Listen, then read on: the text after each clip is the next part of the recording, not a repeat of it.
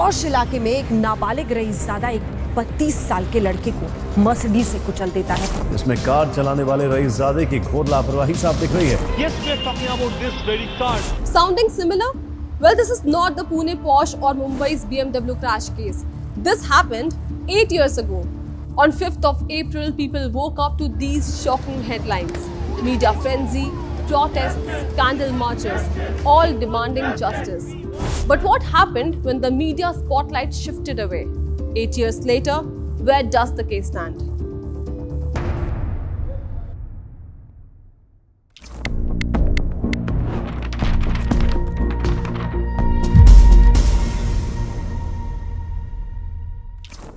That moment changed our lives forever. That phone call. Yeah, that one phone call. Everything, I mean.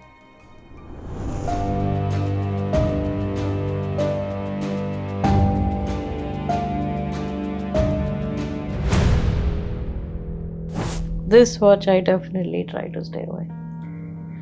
That's why I don't have it in my cupboard. It has bad memories for me, but this is his last memory. When I got the watch from the hospital, there was blood stains on it. I didn't even know how to touch it that time.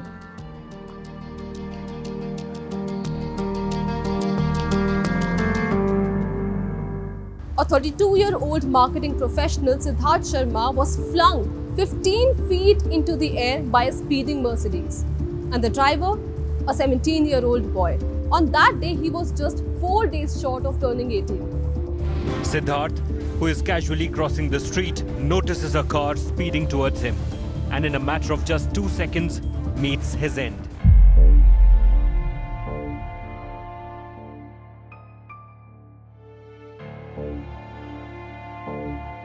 It's like dying every day. We still die every day. But at least he's not in pain. Just we are.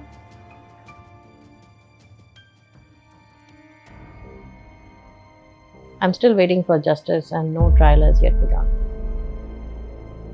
The CCTV footage forced the police to act against the minor and his father, who initially lied.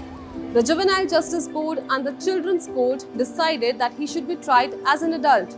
But in 2020, the Supreme Court ruled otherwise, as he was a minor at the time.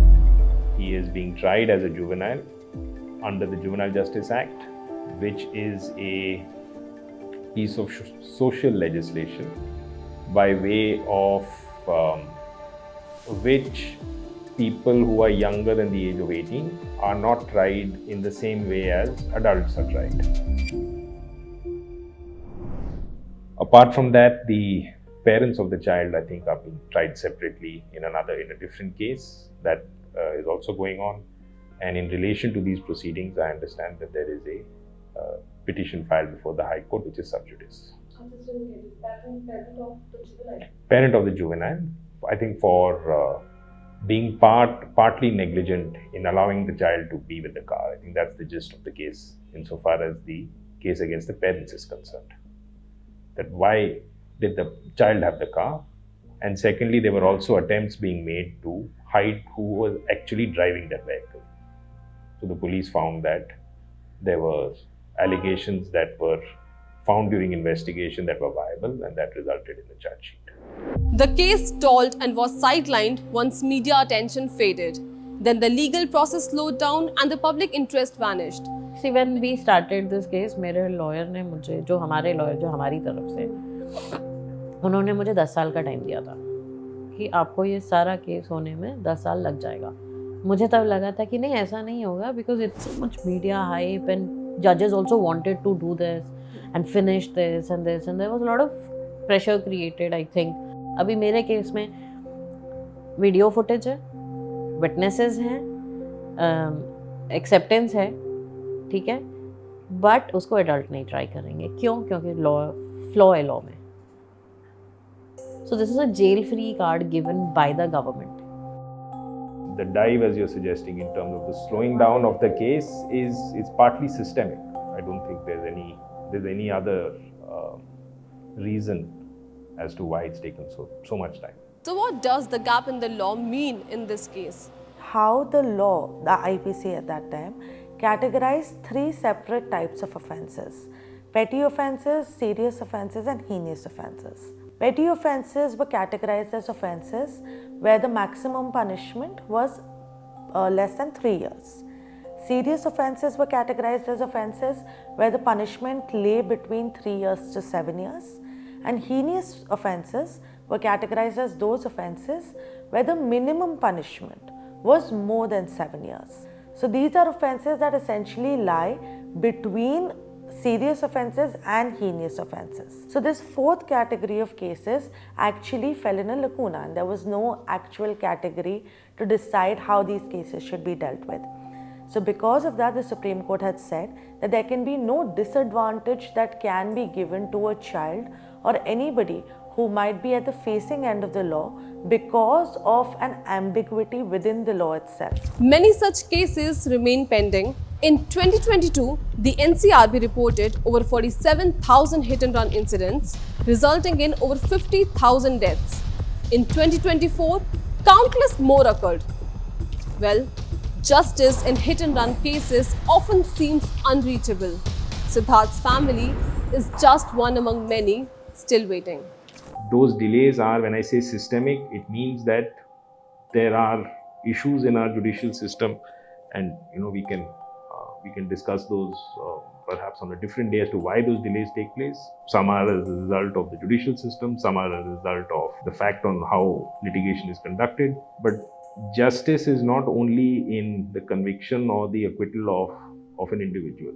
The process itself is part of the justice system, and they have accessed it and they are continuing to access it. After 400 hearings, the Juvenile Justice Court charged the accused under Section 304 culpable homicide in March 2023. But the opposition lawyer pushed for Section 304A, that is negligent driving, and the trial is yet to begin.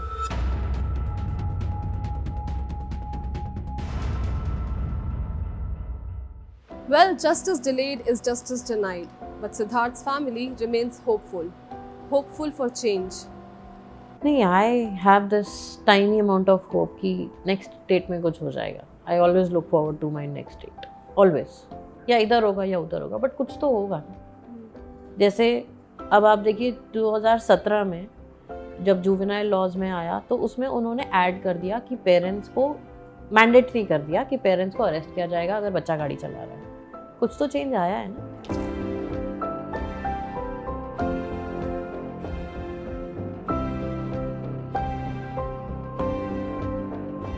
See, I am not fighting क्योंकि मेरे को कुछ मिलने वाला है इसमें. I have already lost everything in this battle. I have nothing to lose anymore.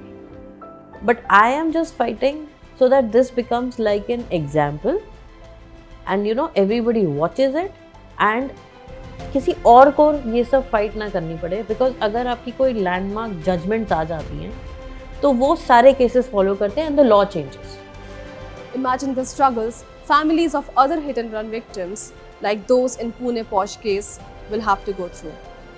And so, we brought the victims' families together, connecting them to share their pain and perseverance and to support one another in their fight for justice.